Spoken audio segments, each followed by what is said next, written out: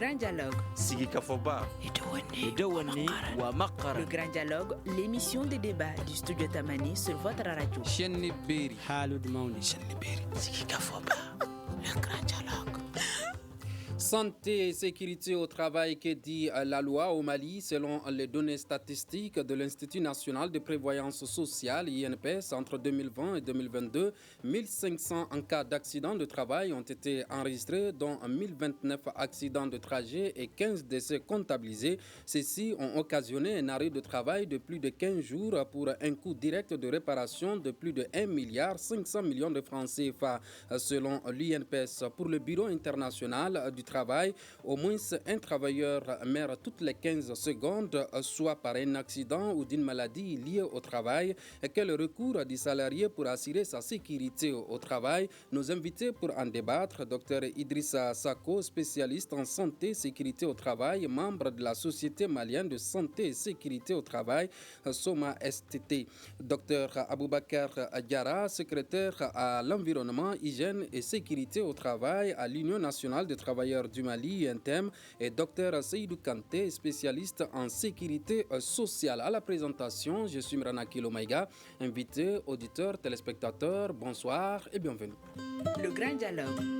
La première question s'adresse à Dr Idrissa Sako, spécialiste en santé et sécurité au travail. Que dit la loi malienne sur la santé et la sécurité au travail? Merci beaucoup, M. Maïga. Je remercie l'initiative. Je remercie aussi mes co-débatteurs. Avant tout, je vais vous parler de la santé et sécurité au travail. Qu'est-ce que c'est d'abord la santé et sécurité au travail? Pour nous, en santé au travail, la santé et sécurité au travail est une pratique médicale à visée préventive qui est organisée et financée par l'employeur au profit des travailleurs. Et aussi, la famille des travailleurs aussi peut aussi bénéficier aussi de la santé et sécurité au travail sur le lieu de travail. Et pour encore dire aussi, la santé et sécurité au travail, chez nous en santé au travail, elle est essentiellement préventive, qui consiste à éviter toute altération de l'état de santé des travailleurs du fait de leur travail, notamment en surveillant les conditions d'hygiène de travail, les risques de contagion et l'état de santé des travailleurs. Aujourd'hui, il faut le dire, au Mali, nous avons les lois concernant la santé et sécurité au travail. Nous avons la loi numéro 92 portant Code du travail en République du Mali et aussi la loi numéro 99 portant Code de prévoyance sociale en République du Mali et aussi la nouvelle innovation qui est la loi numéro 2017 instituant la branche de prévention et de réparation des accidents de travail et maladies professionnelles chez les fonctionnaires, les parlementaires et aussi les travailleurs de collectivités territoriales. Merci. Docteur Aboubakar, ces textes sont-ils bien connus par les travailleurs et les patrons des services? Merci, M. Maïga, merci aux co-débatteurs. Bien sûr, ces textes sont connus par les travailleurs, même par les employeurs. Vous savez, le Mali est beaucoup plus sollicité dans l'élaboration des textes. Nous sommes en avance, mais quant à l'application, ça pose d'énormes difficultés. Donc, sinon, c'est connu, on revendique, on cherche pour que les employeurs mettent en pratique, mais ça reste vraiment un défi à relever. Certains comprennent, mais pas la majorité. Ceux qui respectent les mesures d'hygiène et santé, sécurité ou santé au travail sont peu. C'est pourquoi l'impact n'est pas aussi ressenti que ça. Donc, ceux qui le font aussi, c'est avec beaucoup de difficultés. Avec beaucoup de difficultés parce que ce n'est pas compris des deux côtés. Parce que c'est coûteux d'abord. Vous savez, l'application de cette prévention, ça coûte cher. Et ça coûte cher. Nous sommes dans un monde capitaliste où on ne voit pas des bénéfices directs en matière d'argent. Donc, c'est une prévention qui met en valeur le travailleur et qui va le rendre apte à produire. Dans un pays où le chômage est élevé. Vous voyez un peu la mentalité des employeurs qui peuvent changer les employés à tout moment sans être inquiétés. Donc on se retrouve sur beaucoup de terrains face à cette situation, mais toujours c'est au moment où il y a les dégâts que les questions sont reconnues et que les gens se situent la responsabilité. Ils voient que si on avait fait ça, on n'allait pas tomber dans cette situation. Mais après, là, on oublie, on reprend les statistiques et ça se répète d'une manière un peu fréquente. D'accord. Docteur Seydou Kanté, vous êtes spécialiste en sécurité sociale. Vous venez d'écouter docteur Aboubakar Diarra, qui, selon lui, les textes ne sont pas aussi connus par les travailleurs et les patrons de services, et ces textes ne sont pas aussi totalement appliqués. Alors, qu'est-ce qui explique cette situation, que les textes ne soient pas aussi connus et soient aussi appliqués? Bonsoir tout le monde, merci beaucoup cher Baïga, bonsoir mes co-débatteurs, docteur Sako, docteur Diarra. La question est très intéressante. Quand moi je vais aller vers le paysage même de la sécurité sociale, en réalité c'est une assurance, appelée assurance contre les risques sociaux. Parmi les risques sociaux, effectivement, nous avions la santé et la sécurité au travail. Qui tourne autour de beaucoup de risques, non seulement la maladie en général, les maladies professionnelles et les accidents de travail, dont la prise en charge doit être automatique pour les travailleurs. C'est ça le principe au Mali. Effectivement, M. Sako a rappelé les textes du Mali qui le prévoient et aussi c'est ratifié par les conventions internationales. Effectivement, j'abonde dans le même sens que le docteur Diarra, ce n'est pas des textes très connus. Ensuite, il y a une volonté politique qui manque. Je prends le cas des fonctionnaires qu'il a évoqués. Depuis 2017, nous avons la reconnaissance des accidents de travail et les maladies professionnelles pour les fonctionnaires. Jusqu'à ce jour, je sais quand même que c'est déjà validé. On a créé les services au niveau de la Caisse malienne de sécurité sociale. On a nommé les services chargés de l'exécuter. Mais jusqu'à présent, les fonctionnaires n'ont pas la chance de connaître la prise en charge contre ces risques sociaux. On ne sait pas d'abord pourquoi. Alors qu'au niveau de l'INPS, les accidents de travail font partie des premiers risques qui ont commencé depuis les avènements de l'indépendance jusqu'à nos jours. Mais en réalité, il y a une méconnaissance, surtout ce régime appelé santé, sécurité au travail. Parce qu'il y a un régime spécial là-dedans qui s'appelle accident de travail, maladie professionnelle. Mais pour la maladie en général, nous avons l'AMO qui fait un bon boulot. Déjà, les fonctionnaires, tout le monde bénéficie de l'AMO, on le sait. Ça, c'est contre les maladies en général. Mais le cas de l'accident de travail et les maladies professionnelles, ça demande l'implication de beaucoup de spécialités. Il faut l'inspecteur du travail, il faut les médecins du travail, il faut aussi les caisses chargées de la prise en charge, il faut l'implication de l'employeur dans la communication rapide, il faut aussi l'implication du travailleur à informer son employeur rapidement. Donc, tout ce mécanisme fait que souvent, le bénéficiaire qui est le travailleur ne le sent pas. Mais pour le fonctionnaire, jusqu'à ce jour, depuis 2017 jusqu'à nos jours, nous constatons que les fonctionnaires ne bénéficient pas jusqu'à présent du risque accident de travail, maladie professionnelle. Mais c'est lié soit à une volonté politique, soit à des difficultés d'ordre organisationnel. C'est les deux cas. Il faut vraiment une volonté politique. Il faut aussi qu'au niveau des organismes chargés de servir cette prestation que l'on appelle accident de travail, maladie professionnelle, qu'on accompagne et qui est la volonté d'y aller rapidement. Est-ce qu'il y a une volonté d'y aller rapidement? Bon, moi je dis au niveau de l'État, on ne peut rien reprocher parce que c'est déjà dans le journal officiel, ça a été voté, il y a la loi de 2017 qui le consacre, qui est publiée dans le journal officiel. Mais où se situe le problème alors? Le problème se situe toujours au niveau de l'État et aussi de l'organisme chargé de le servir. Parce qu'il faut d'abord identifier les conditions.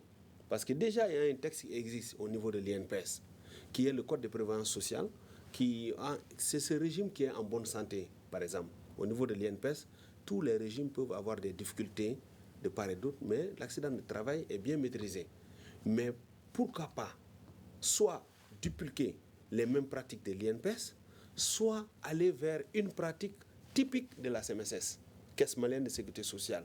Donc, ça, je l'appelle soit manque de volonté politique, soit, en tout cas, il y a quelque part quelque chose qu'on ne comprend pas.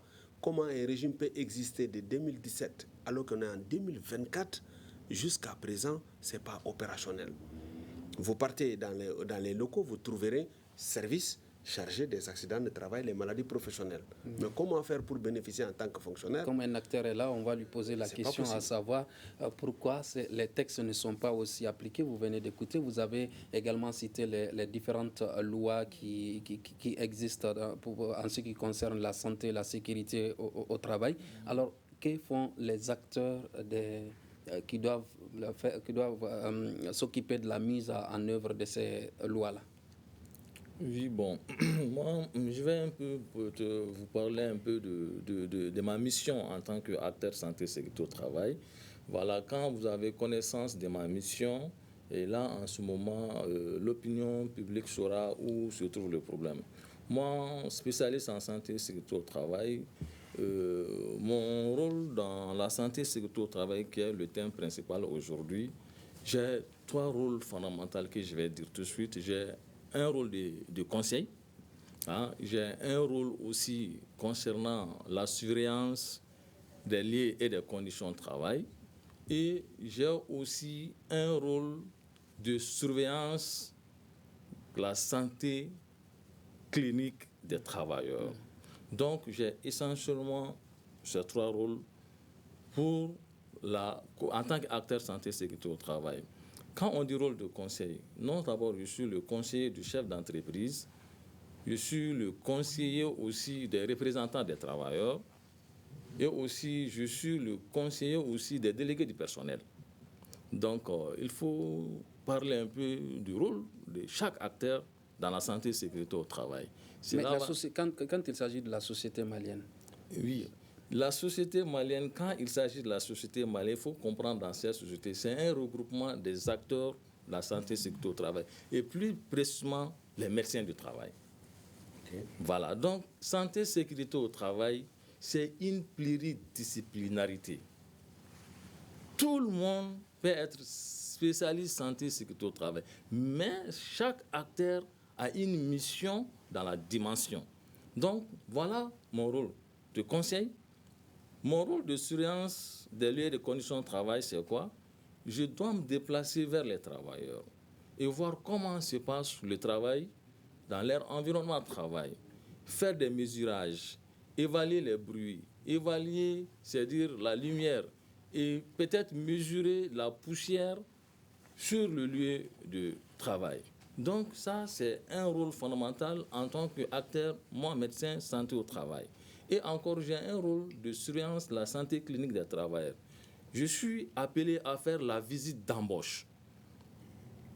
Quand un travailleur a un contrat entre employé et employeur, donc le médecin du travail doit siéger sur la détermination de l'aptitude du travailleur. Donc voilà un rôle du médecin du travail dans le domaine de la santé et sécurité au travail. Je dois aussi faire quoi? Je dois aussi faire la surveillance périodique de chaque travailleur de façon annuelle, qui est prévue dans le Code de prévoyance sociale.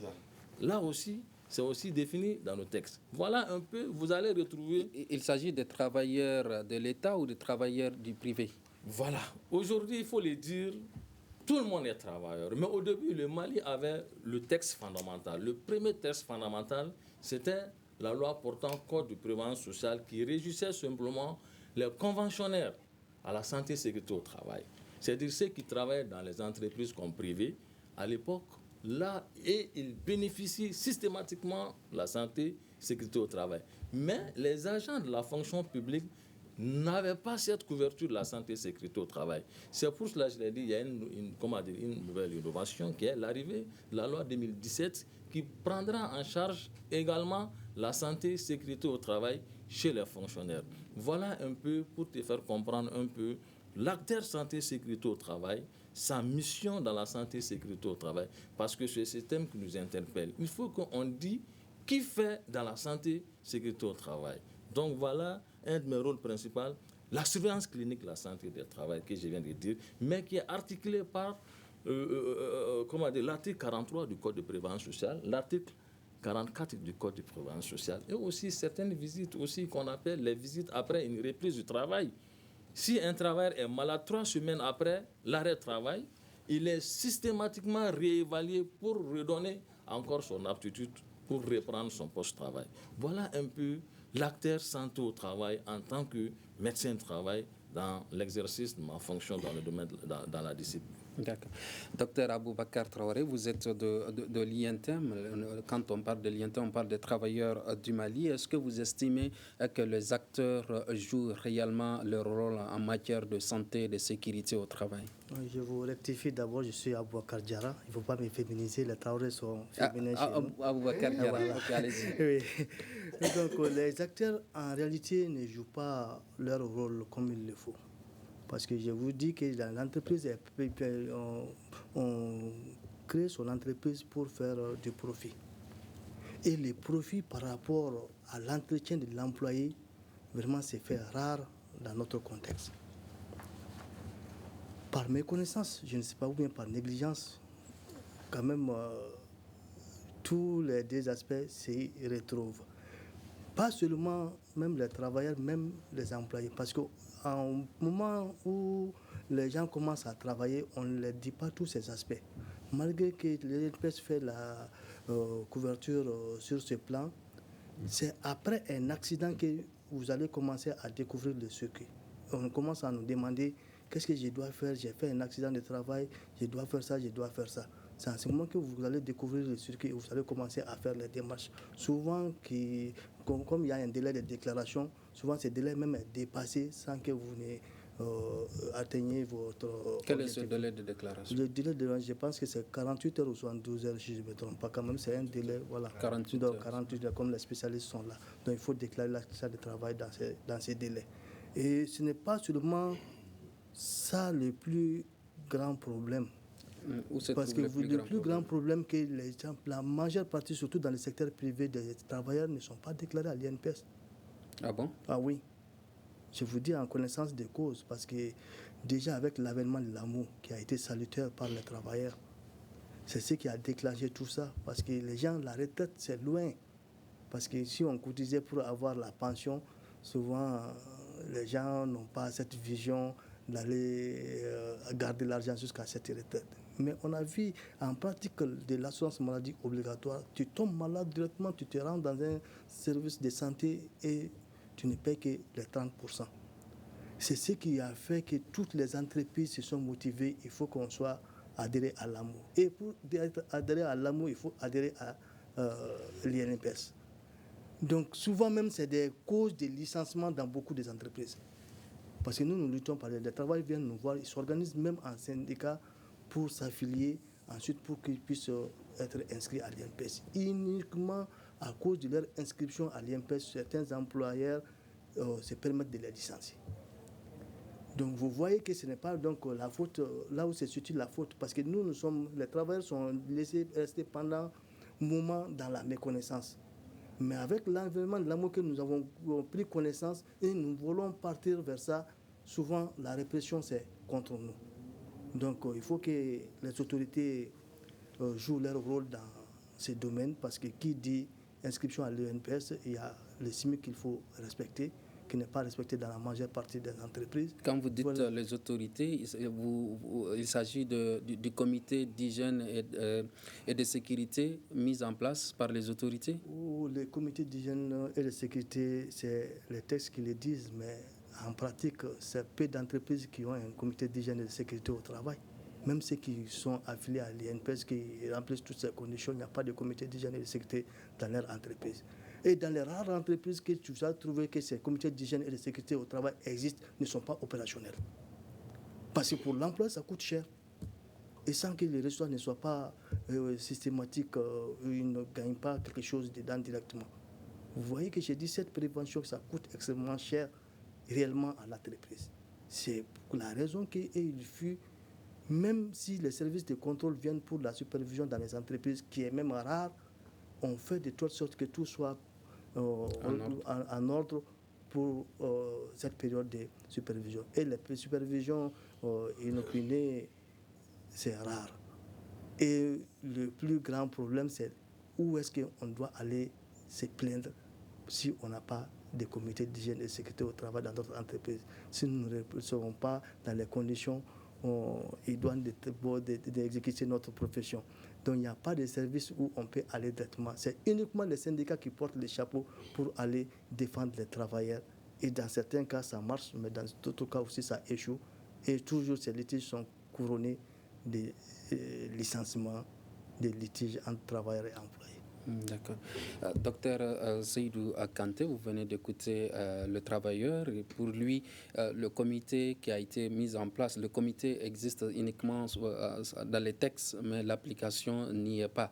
Qu'est-ce qui pourrait expliquer cette situation qu'un comité d'hygiène et de sécurité ne soit pas aussi à la hauteur des attentes? Vous savez, merci pour cette question. Effectivement, ça fait partie des difficultés réelles du monde du travail au Mali. Quand vous regardez dans les entreprises, effectivement, il a dit comité d'hygiène et de sécurité. Ce comité, c'est une obligation. C'est instruit par la loi, c'est exigé. Le docteur Sako vous a dit que lui, il a l'obligation souvent de venir visiter le fonctionnement de ces choses. Mais qu'est-ce qui se passe dans l'entreprise? Dans un comité d'hygiène et de sécurité, il faut un booster. Par exemple, le corps des inspecteurs du travail, qui sont chargés souvent de voir si les comités fonctionnent et de participer même aux travaux des comités, en plus des médecins.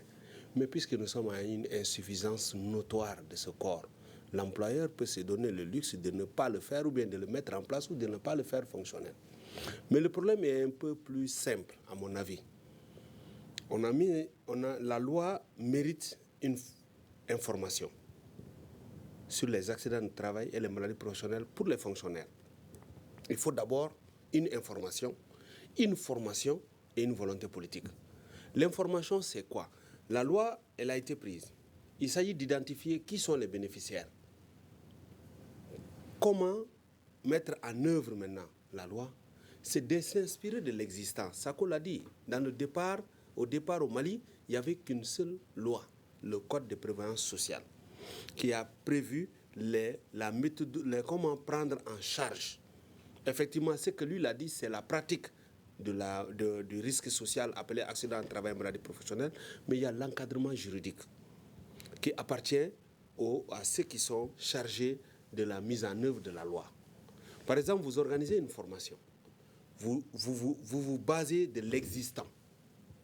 Et la Caisse malienne de sécurité sociale a des salariés affiliés, des fonctionnaires affiliés, des militaires affiliés, des députés affiliés qui appartiennent à des corps spécifiques. Les militaires, les gendarmes, les porteurs d'uniformes, ils sont là-bas, on leur parle de secret défense. Maintenant, comment prendre en charge leur cas? Quand est-ce qu'on parlera de maladies, accidents de travail? Quand est-ce qu'on va parler pour eux de maladies professionnelles? Faire le diagnostic, tomber d'accord, après revenir sur les enseignants, par exemple, revenir sur les personnels de santé. Maintenant, on fait une brochure de ce que nous allons appeler, pour la Caisse malienne de sécurité sociale, tableau de bord des accidents de travail et les maladies professionnelles pour la cartographie des fonctionnaires. À partir de cette particularité, maintenant, identifier les bénéficiaires et maintenant discuter de la cotisation. Il faut une cotisation. C'est ça que Dr Diarra disait que c'est coûteux. On cotise pour bénéficier de la prise en charge. Maintenant, après avoir interrogé les universitaires, nous qui sommes des formateurs dans le domaine, ceux qui sont les véritables acteurs pour servir cette prestation, c'est le médecin conseil. C'est eux qui vont dire le taux d'incapacité permanent, le taux d'IPP.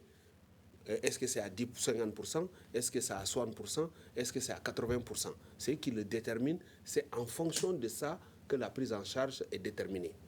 Maintenant, après avoir terminé, moi je proposerais même des assises sur la mise en œuvre des ATMP au niveau de la Caisse malienne de sécurité sociale.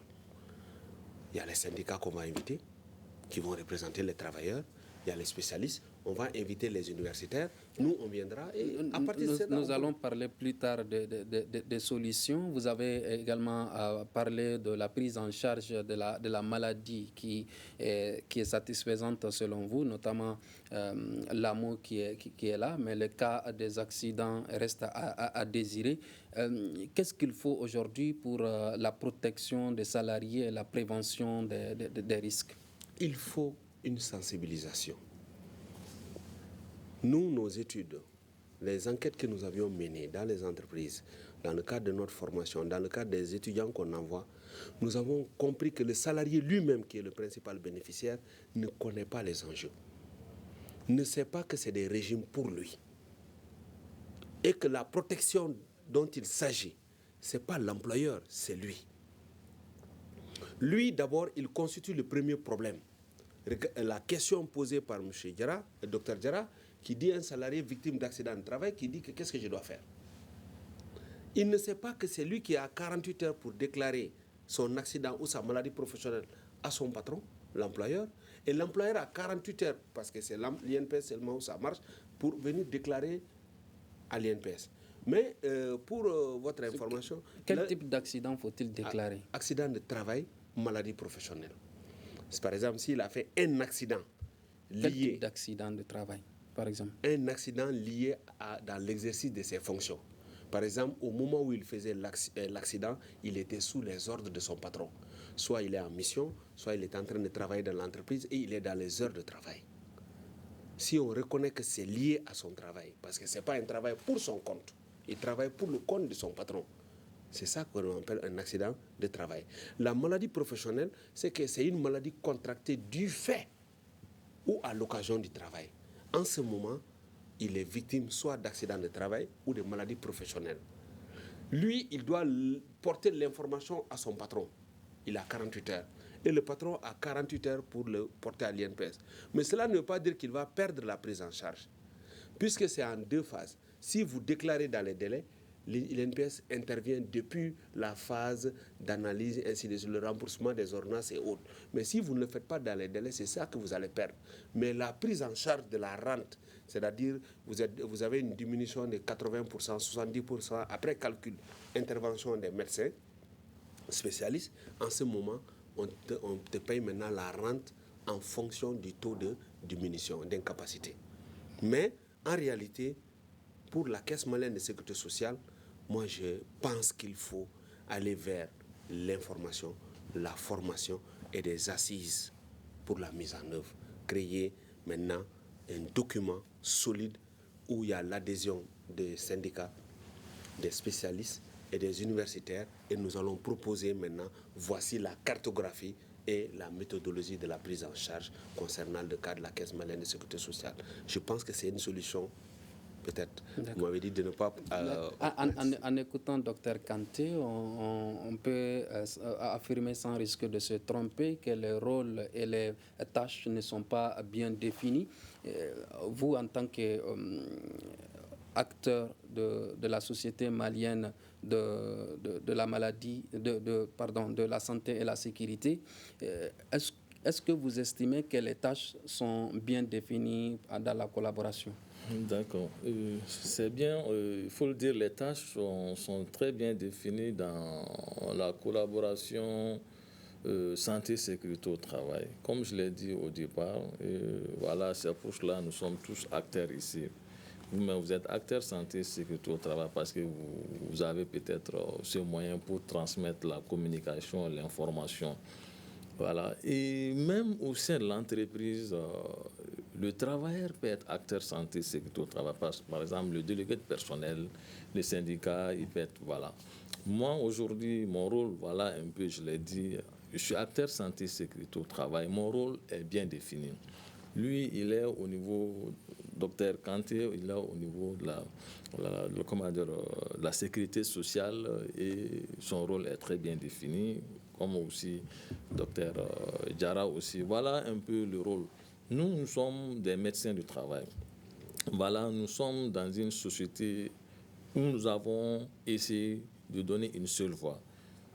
On est appelé à servir soit au niveau supérieur à l'État, au niveau étatique, soit au niveau intermédiaire, les services déconcentrés de l'État, soit au niveau périphérique, les entreprises. Donc on a compris que réellement, il faut donner les messages au public. La santé et sécurité au travail, c'est important. Et je dirais que oui, Dr Diarra l'a dit. Pour moi, peut-être, je vois que l'employeur pense que la santé et sécurité au travail coûte cher. La santé et sécurité au travail, pour moi, ne coûte pas du tout cher à l'employeur. Qu'il comprenne un peu son importance, son installation, son organisation dans son entreprise pour pouvoir accroître sa capacité de production et entraîner le bien-être du travail qui est encore très important. Seule la santé et sécurité au travail peut donner ça. En tant qu'acteur, nous, notre rôle est bien défini. On est à la charge non seulement, c'est-à-dire conseiller le travailleur, organiser les visites sur le terrain, évaluer les conditions de travail et l'assurance clinique de travail. La visite d'embauche appartient au médecin du travail. Seul le médecin du travail a les prérogatives d'exercer une visite médicale d'embauche. Seul le médecin du travail. Aujourd'hui, nous avons vu peut-être au Mali, les gens se mettent à faire la visite médicale d'embauche, la visite médicale périodique et d'autres visites liées à la santé au travail, surtout santé au travail, surtout les cas médecine du travail. Donc ce pouvoir est aujourd'hui attribué aux médecins du travail. Mais à l'époque au Mali, il n'y avait pas assez de médecins du travail. Donc les gens peut-être marchaient beaucoup sur la discipline et on envoyait partout voir un médecin seulement. La santé au travail, c'est le travail du médecin du travail dans ses propres prérogatives. Et les rôles sont bien définis. Lui, il est au niveau de la sécurité sociale, il a un rôle aussi. Là aussi, que moi, souvent, je viens vers lui, je ne suis pas compétent ici, ce n'est pas mon travail de le faire, je le rejoins pour compléter mon intervention. Il est aussi intervenant, peut-être psychologue au travail, il peut intervenir aussi en santé et sécurité au travail. Il est ergonome, il intervient en santé et sécurité au travail, il est hygiéniste de travail, il intervient en santé et sécurité au travail. Donc la santé et sécurité au travail, pour vous dire que c'est une pluridisciplinarité. Et chaque acteur peut intervenir. D'accord. Docteur Kanté a touché un peu les obligations de l'employeur, notamment en ce qui concerne la déclaration de cas d'accident et également pour l'employé. Quelles sont selon vous toutes les obligations des employeurs? Voilà les obligations des employeurs que je vais dire. C'est l'organisation du comité d'hygiène et de sécurité au travail. Il faut le dire. Le comité d'hygiène est un organe essentiel de gestion des risques professionnels au sein de l'entreprise. C'est défini par la loi, ça a été dit par le Dr Kanté, c'est défini par le Code du travail dans son article 280 à 282 qui détermine l'installation du comité d'hygiène à travers un set d'effectifs. Il faut que le grand public sache que aujourd'hui, même ses employeurs, ses employés sachent l'importance d'un comité d'hygiène au sein d'une entreprise. Seul le comité d'hygiène est un relais de prévention. Moi, je peux être spécialiste en santé et sécurité au travail auprès de votre entreprise. Mais vous qui passez toute la journée là-bas, vous connaissez mieux les risques que moi. Vous connaissez les dangers mieux que moi. Donc, c'est un organe essentiel.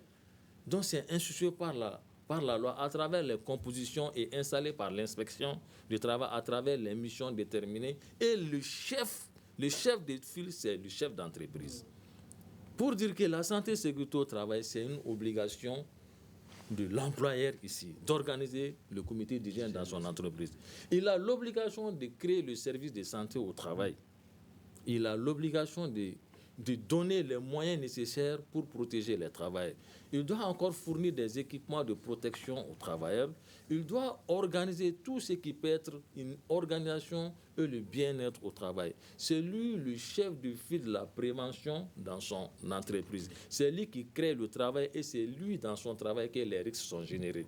Donc il doit protéger ces travailleurs-là. D'accord. Si un salarié estime que sa situation de travail présente un danger grave ou est imminent pour sa vie ou sa santé, quel moyen de recours dispose-t-il? Bon, le premier moyen de recours que nous rencontrons, c'est qu'il contacte d'abord les syndicats, s'il y a le syndicat dans l'entreprise. Moi, quand on me saisit par rapport à quelque chose, le premier conseil que je te donne d'abord, il faut se protéger toi-même. Parce que toute protection ne nécessite pas l'investissement de l'entreprise. Par exemple, porter un masque, porter des gants. Si l'entreprise ne te met pas à la disposition pour ta propre santé, passe au marché, ça ne coûte pas cher. Il faut pas payer pour se protéger soi-même. Ça dépend, ta vie en dépend. Maintenant, ces plaintes, quand ça arrive, même si ce n'est pas, c'est toujours trop tard. Mais est-ce que les salariés sont formés en ce qui concerne les précautions à prendre pour leur sécurité et leur santé au travail? Bon, nous le faisons syndicalement parce que ceux qui sont affiliés, surtout à l'INDEM, on passe aux besoins, former les acteurs sur les questions de santé et sécurité au travail. Mais vous voyez ici, c'est le travailleur même qui a l'information qui monte vers l'employeur. L'exécution pose toujours problème. Parce que nous n'avons pas les moyens. Nous avons les idées, nous sommes formés, nous avons des connaissances de la chose, mais comment mettre ça en pratique? C'est ce qui pose problème, parce que l'employeur n'est pas toujours prêt à mettre dans la poche pour pouvoir acheter ces équipements, ces matériels de protection pour que les travailleurs puissent emporter et se mettre à l'abri de certains dangers. Mais toujours, c'est nous qui avons les informations, mais quel est notre dernier recours? C'est ça qui pose problème. Les services d'inspection du travail, même quand on les rapproche, l'effet n'est pas aussi imminent que ça. Donc souvent, ça crée plus de problèmes que de solutions. Parce que déjà, quand tu convoques un employeur devant n'importe quelle juridiction, c'est un conflit d'intérêts qui s'installe. Il va te dire que je n'aime pas ta tête dans mon entreprise. Mais si ces services même pouvaient se déplacer vers les entreprises, conditionner même à la fonctionnalité de l'entreprise, faire des rapports périodiques pour que les entreprises peuvent présenter ça, en ce moment, je pense que beaucoup d'employeurs vont le mettre en pratique. Parce que si chaque fois, s'il n'y a pas de sanctions, s'il n'y a pas de répression, vraiment l'employeur peut s'en passer. D'accord. Et alors que ça pose tellement de dégâts que vraiment, si nous continuons sur cet élan, il n'y aura pas de travail qui va profiter de sa retraite. Docteur Kanté, il nous reste moins de 7 minutes. Quelles sont selon vous les conséquences des risques professionnels?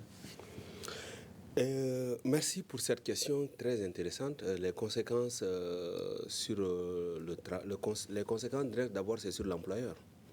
Parce que quand vous avez des salariés malades, des salariés qui ne peuvent pas fournir la prestation, cela va affecter directement la productivité de l'entreprise.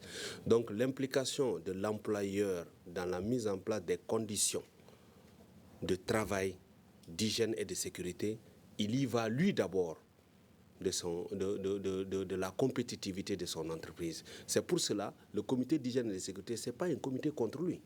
C'est un comité qui l'aide à être sauvé contre les accidents de travail et les maladies professionnelles. Donc, si le salarié est en bonne santé, si le salarié est protégé, effectivement, c'est qu'on a dit, il y a une responsabilité que l'on appelle le risque créé.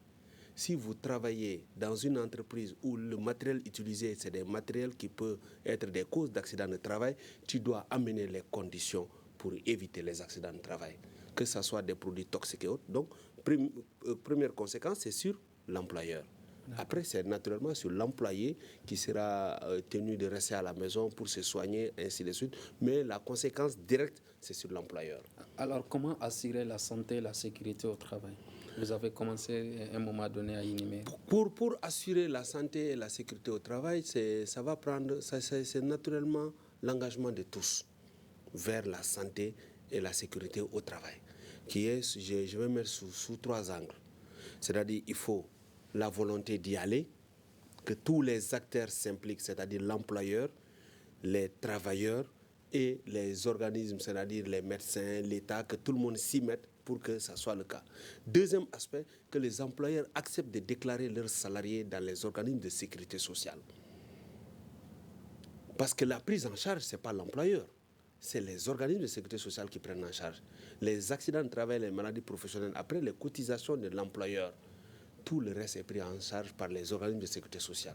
Et enfin, qu'on décide d'informer, de former et de permettre l'accès à ces à la santé et à la sécurité dans le travail pour tous les travailleurs.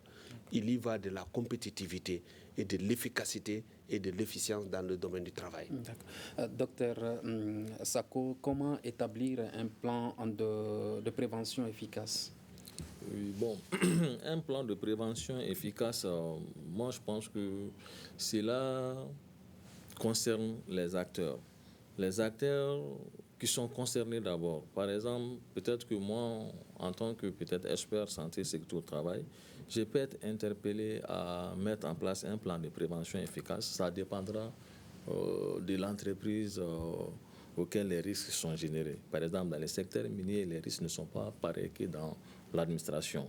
Un plan de prévention efficace, ça peut être même organisé à travers le comité d'hygiène. Chaque année, le comité d'hygiène doit élaborer un plan. Voilà, un plan d'action. Donc, ce plan d'action, parce que dans le comité d'hygiène, dans sa composition, il y a le chef d'entreprise. Il y a le responsable de sécurité au travail, il y a le médecin du travail et les délégués du personnel. Voilà. Donc, en ce moment, à travers cet organe-là, moi, je me dis, il faut communiquer beaucoup sur l'importance de cet organe. À travers cet organe, on met en place un plan d'action de prévention. Quand on met un plan d'action de prévention, il y a l'exécution du plan, il y a le chronogramme et les risques à travers qui ont été, la cartographie des risques. Il faut avoir un document unique d'évaluation des risques. Et à travers ces documents-là, les risques seront attaqués peut-être des plus simples, plus complexes, à travers le temps et les moyens surtout. Il faut mettre les moyens pour pouvoir exécuter ce plan-là. Donc, un plan d'action de prévention, d'abord, on peut passer par le comité et ces acteurs sont regroupés là-bas et les risques sont déjà étudiés et les risques sont regroupés. Et ce plan, maintenant, va nous aider aussi à éliminer ces différents risques. Et dans chaque risque, il y a les lois. C'est-à-dire, on appelle ça, la prévention légale. D'accord. Il y a les textes qui sont là légalement qui suppriment certains risques. Docteur Diarra, les défis liés à la santé et à la sécurité pourront-ils être relevés? Oui, parce que nous sommes obligés de les relever si nous voulons préserver le monde de l'emploi, si nous voulons rester dans la concurrence des nations. On est obligé de relever ces défis. Parce que si vous n'entretenez pas la main-d'œuvre, le capital humain, vraiment, je ne vois pas Comment relever ces défis selon vous? Comment relever ces défis, c'est d'appliquer les textes. Par exemple, ils ont parlé tous de la fonctionnalité même des communautés d'hygiène et de sécurité. Parce que la structuration est bien claire. Si on les met en pratique, s'ils fonctionnent correctement, ça va pratiquement résoudre ces problèmes. Et exiger à toutes les entreprises seulement de présenter un rapport de leur comité au niveau supérieur pour qu'il soit évalué d'une manière périodique, même annuelle. Donc en ce moment, ils vont avoir que j'ai un compte à rendre par rapport à ce genre d'activité et ils vont s'investir. Quant à nous, les employés, nous aussi, nous allons continuer à former nos camarades dans les entreprises pour qu'ils puissent appliquer et se protéger.